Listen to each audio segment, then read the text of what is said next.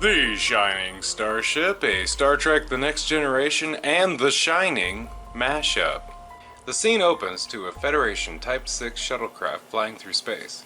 Beverly and Wesley are the only two people on board the shuttle. Wes, thanks for spending these 2 weeks with me. No problem, Mom. I needed a break after the finals. Those were rough. If I can do it, anyone can. Oh, Mom. You are going to love New Maine. It rains almost every day, and you can sit back and relax or go shopping with me.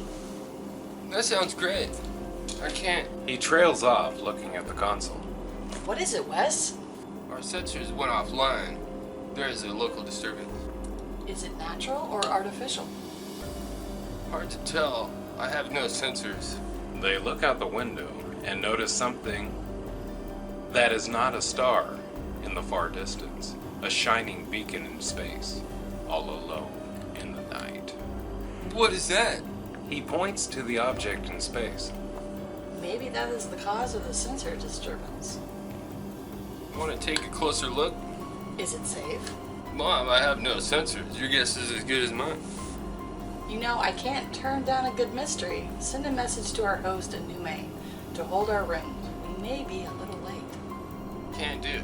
Changing heading to the intercept of the object. The shuttle gets closer. It's a Federation ship?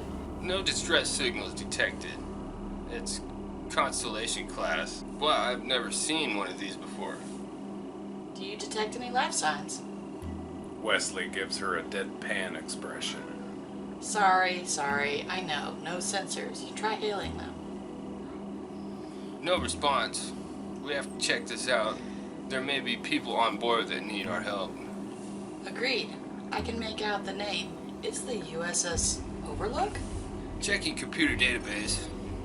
It says the Overlook was lost, presumably 72 years ago, with no explanations given. Let's see if we can find the explanation. Take us into the shuttle. Taking us in. Good thing the doors are open. It doesn't look like anyone is around. The shuttle lands next to an all-red shuttlecraft in the deserted shuttle bay. Get me a phaser and grab one for yourself. We don't know what happened here, Wes. Aye, sir. The tricorder may work, but its range will be decreased. He gives her a tricorder and phaser, and takes one of each for himself. Beverly takes a mobile med kit, and they leave the shuttle bay together. I'm surprised how clean and upkept the ship is. The sensor dampening field has been active for the last 70 years. No one has ever noticed it was here. Let's get that shut down. Engineering? If the field was coming from the ship, I would definitely activate it from engineering. They make their way through the dimly lit corridor to the turbo lift. The doors open. The turbo lift looks fine, no damage. Do you think it's safe? There are many safeguards, even in these old ships. It is probably safer than going through Jeffrey's tube, which would take a lot longer and may have who knows what in them. If the life support has been active for this long, there could be biocontaminants or infestations. We should limit our time here as much as possible, at least until we can get the sensors back online. Agreed, son. They enter the lift. It takes them to main engineering. The doors open to reveal the warp core slowly pulsing. Everything is in its place. Nothing damaged. The air was stale and cold, but habitable. That was too fast. We didn't move up or down. The Constitution class has its shuttle bay and main engineering on the same deck. We only moved forward. Oh. They look around, occasionally taking readings from their tricorders. Not picking anything up, not even that they were on a starship. Beverly finds a tumbler glass and picks it up. Wes, look at this. I wonder how long this glass has been here. I found it. Beverly walks towards him. Shutting down the field now. There we go. Tricorder should work now. Just then the doors open. Beverly gasps and drops the glass. It shatters on the floor. Wesley turns to see who has come to engineering. Jack? Dad? Jack Crusher slowly walks towards them. But you're dead. You died 15 years ago. We buried you on Earth. Beverly, is that you? Yes. But how? Beverly, my darling, light of my life. Jack walks closer and embraces her. Beverly breaks down in tears.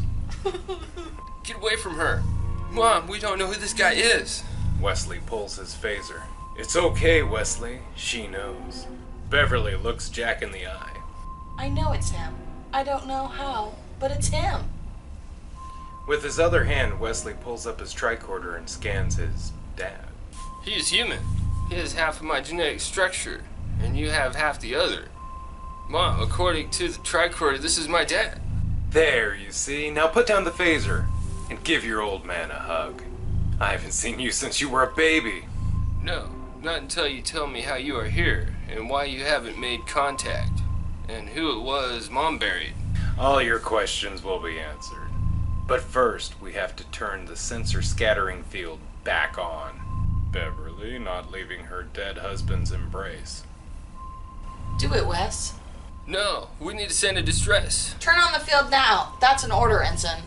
Wesley begrudgingly puts away his phaser and tricorder and turns on the machine that disables all scanning devices. Wow. Your commanding officer is also your mom. That's gotta sting, Wesley. Wesley gives him a dirty look. Now, my darling, this way. I'll take you to the galley. I will prepare a feast. We have 15 years to catch up on. Beverly Smitten holds her husband's hand as she enters the turbolift.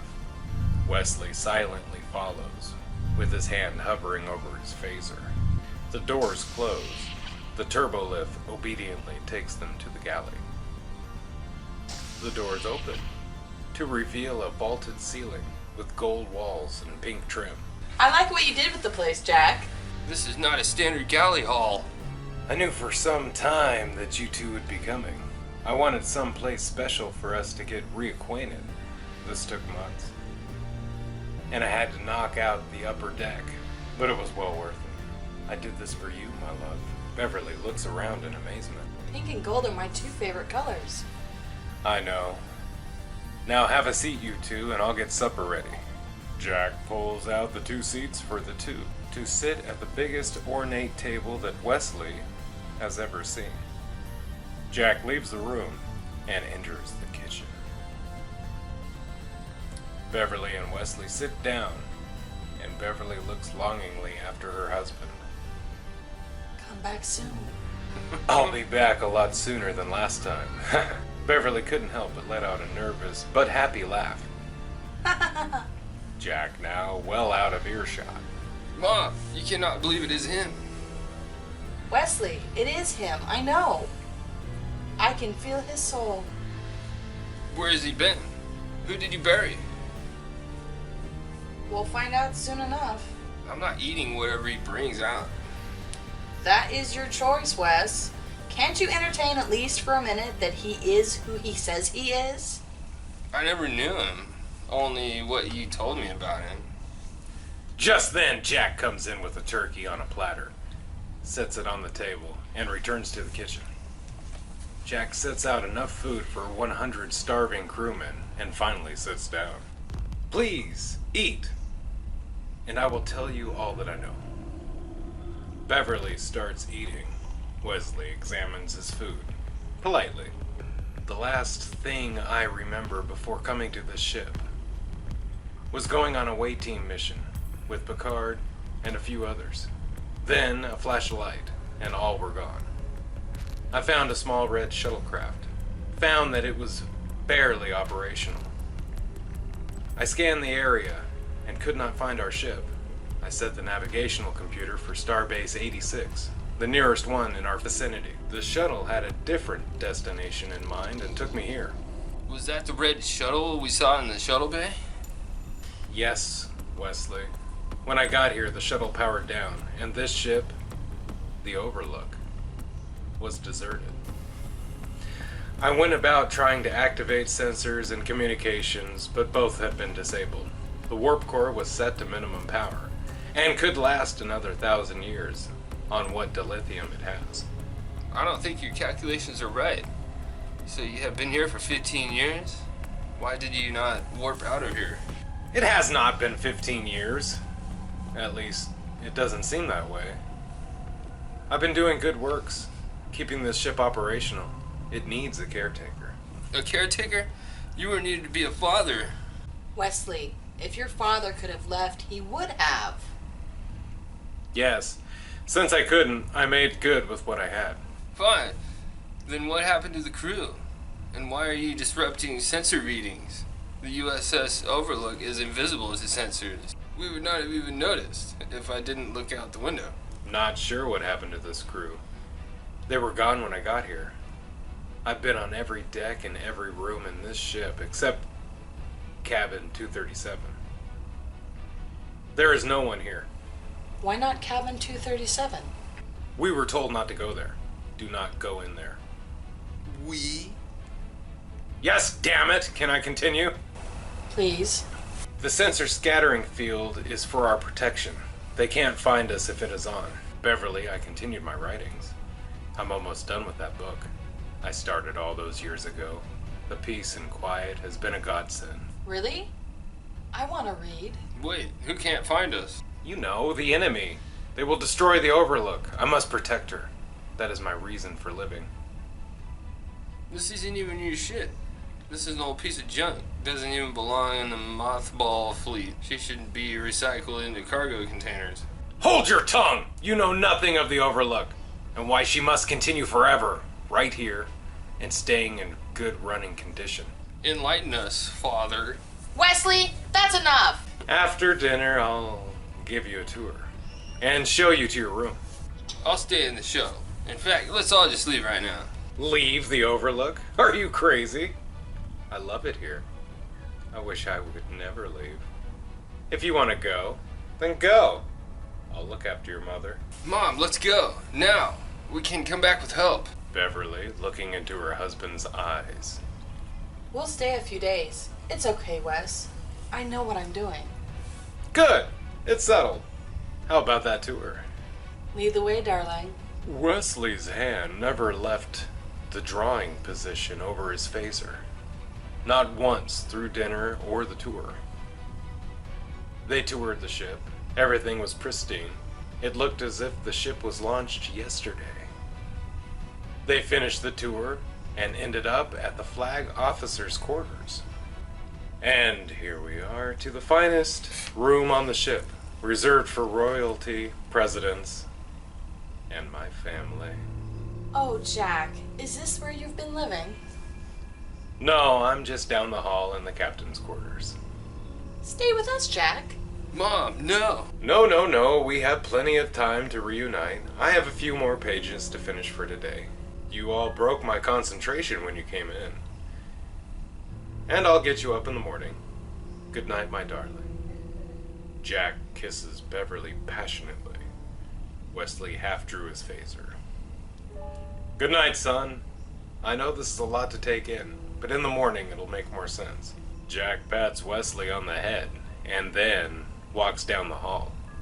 Wesley wanted more than anything for this all to be true, and did enjoy the pat on the head, even though he was a teenager. The doors opened. These quarters were luxurious, though not as large as the flag officer's room on the Enterprise, but very nice. Beverly and Wes enter the room, and the door closes behind them. This is crazy. We have no idea who that man is. Let's go, right now. We'll get help and come back for him. No, Wes. He's obviously suffering from Stockholm Syndrome. This ship, he thinks, saved his life, and he is bonded with it. We have to give him time to accept that he is free to go. And what are you suffering from? You have been head over heels since you saw him. Watch your tone, son. I've never loved anyone like that man. I hoped and prayed for years that there was some kind of mistake. You buried him. Dad is dead and on Earth. He said a flash of light. Yes, then he doesn't know what happened. How convenient. Look, we have all been through a lot today. Let's try and get some shut-eye, and we'll find out more in the morning. I hope you're right. Good night, Mom. Beverly falls asleep immediately. Wesley tosses and turns all night, having nightmares of the crew of the Overlook being murdered over and over again. He could not make out the killer, but he sure had a good idea of who it was. There was a chime at the door. Beverly arose first and walked to the door. Come in. The doors opened. It was Jack in full dress uniform, holding a dozen pink roses. Good morning, dear. Oh, Jack. This is like being awoken from a nightmare. I'm sorry I wasn't there for you, but I'm here now. I know. They kiss passionately. Ready for breakfast? Let me wake up Wesley. Let him sleep. He'll know where we went. Lead the way. They leave together. The doors to Wesley's room open. He was awake and heard the conversation. I think it's time to get out of here. He said to no one in particular. Where's my phaser? I put it under my pillow. He looks for his mom's phaser. It's gone too. I hope she has it. I'll get another one from the shuttle and get her to go. Wesley waits a few minutes before leaving the room. The doors open. No one is in sight or sound. As Wesley walks through the dimly lit corridor to the turbo lift, he hears giggling from behind him. He spun around, hand going for the phaser that wasn't there. There stood two little girls, apparently twins, holding hands. Hey, you two. How are you? The girls stare in his general direction. Where are your parents? How long have you been here? Are there more people on this ship? The girls look at each other and then at him. Come and play with us. They said. Wesley, not wanting to get any closer, said, Where are your parents? Come and play with us. I will, but first I need to talk to my parents. You can't. Wesley, not wanting to hear the answer, he asked. Why? Why not? They're dead. They're what? They're dead. We're dead. Everyone is dead. Come play with us. The girls look at each other. Wesley starts backing towards the turbo lift door, really wanting his phaser back. Come and play with us. Forever. Wesley makes a break for it. The turbo lift doors open. Shuttle bay. The doors close, leaving the girls behind. He hoped. A few minutes, the doors open again to reveal the shuttle bay. Wesley walks slowly, looking for anything that should not be there. Slowly approaching his Type 6 shuttle. The shuttle doors open, as it should. He enters the shuttle and closes the door. After a quick search of the shuttle, he finds no phasers, or tricorders, or anything else of use. He's been here. Fine. I'll just get this bucket ready to launch. Pick up Mom, and then we're out of here. Meanwhile, at the dining hall, Oh, Jack. This is wonderful. I've missed you, Bev. Me too, Jack. I would like to see what you've been writing. It's, not ready yet. But it will be soon. I'm on the final chapter. Really? Well, can you tell me what it's all about at least? My time here. What I've done while on board the Overlook. Sounds intriguing. I can't wait to read it. Jack's smile faded. What is it, Jack? Something's wrong. With Wesley. She taps her comm badge. Crusher to Wesley. Static is the only response. Beverly gets up. Jack reassures her. You stay here in case he comes here. I'll go check your room. Okay, Jack. I love you. I know. Jack leaves the dining room and then starts running down the hall towards the turbo lift. Wesley, still in the shuttle, finds out his dad did more to the shuttlecraft than take extra weapons. The shuttle will not fire up. There are 3 main components missing. Hoping there may be something close, he leaves the shuttle. As the door slowly opens, the twins are standing there to greet him. Ah! He's coming for you. Who is? You know who.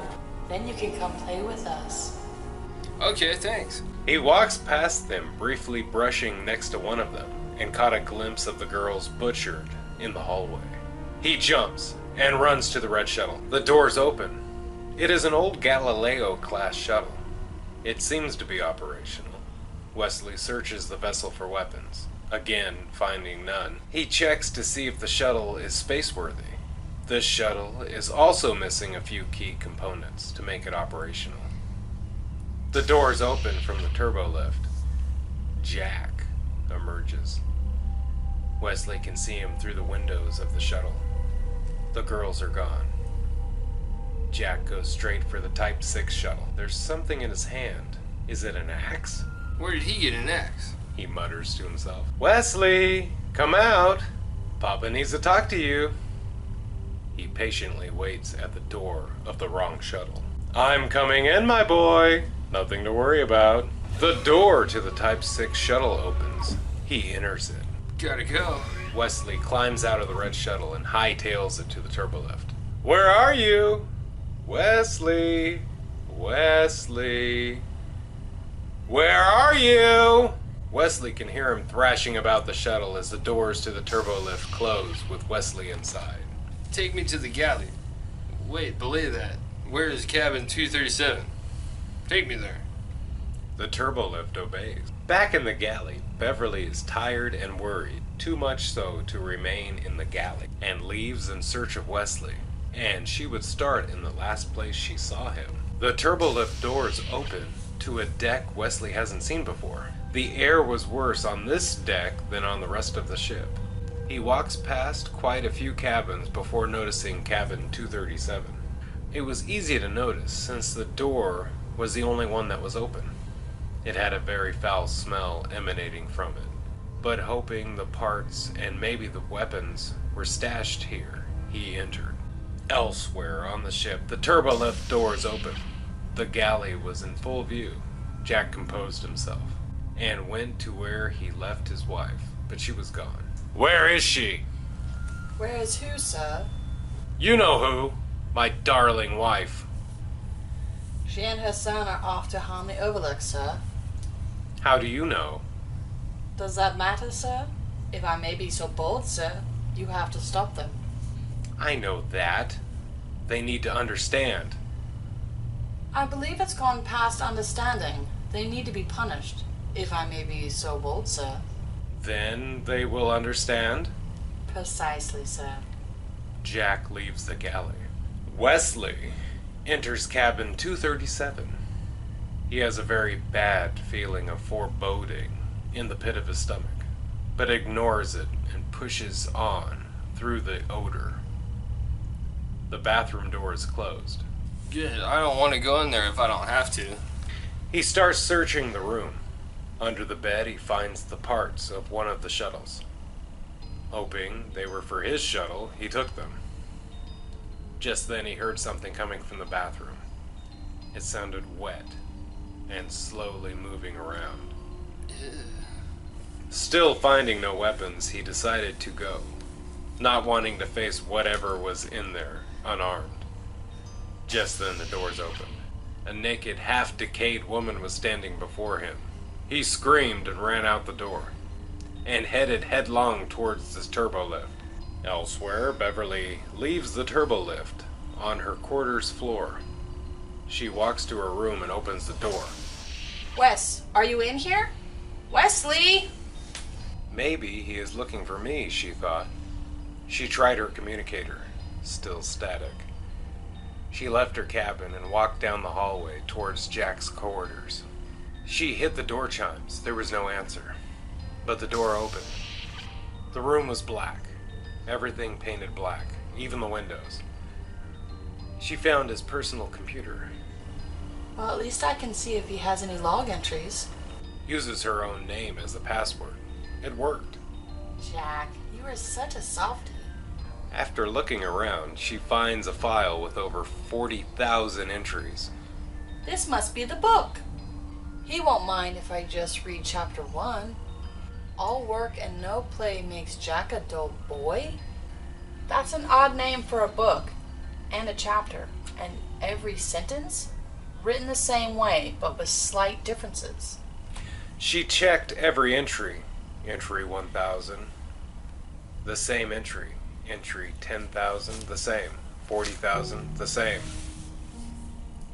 He entered the last one after we came on board. We need to leave. Now. The doors open to main engineering. Wesley leaves the safety of the turbo lift and makes his way to the main consoles of the warp core.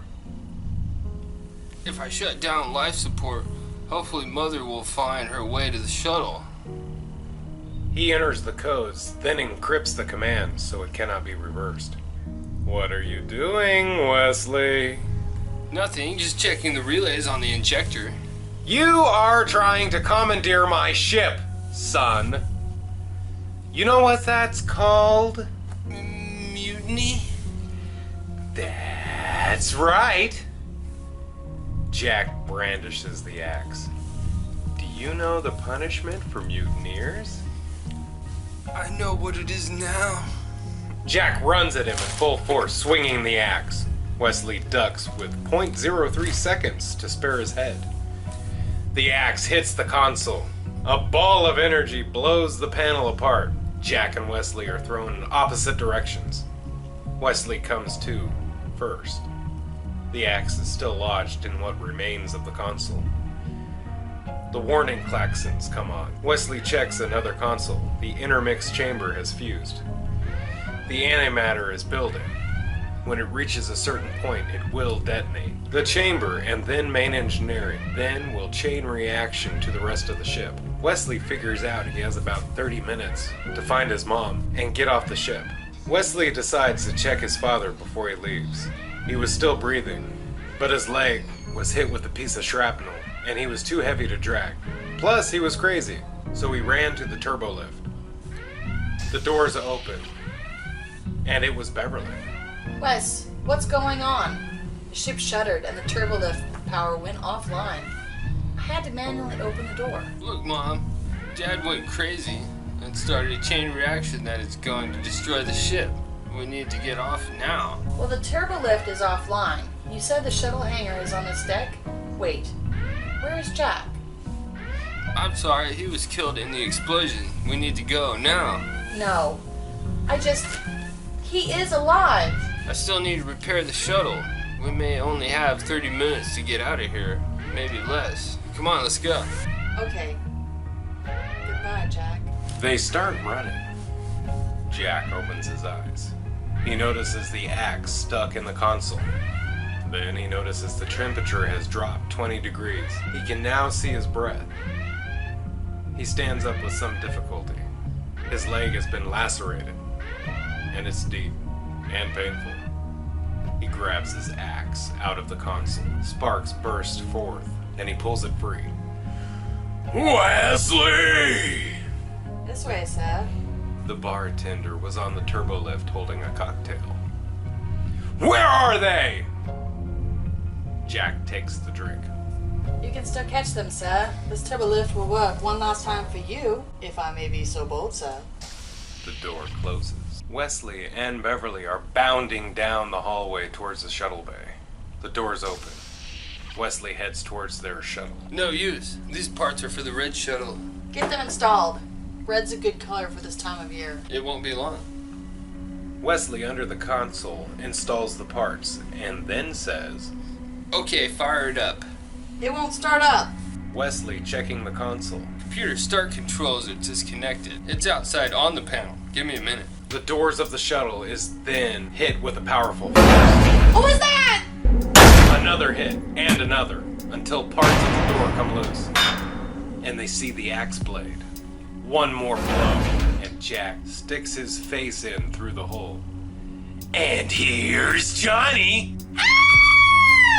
I'm sorry, Wesley, but you have been a very naughty boy. You said he was dead! I'm sorry, I meant he will be dead in 30 minutes. Now 10 minutes. Jack, stop. Please, let me talk to you. Mom, no!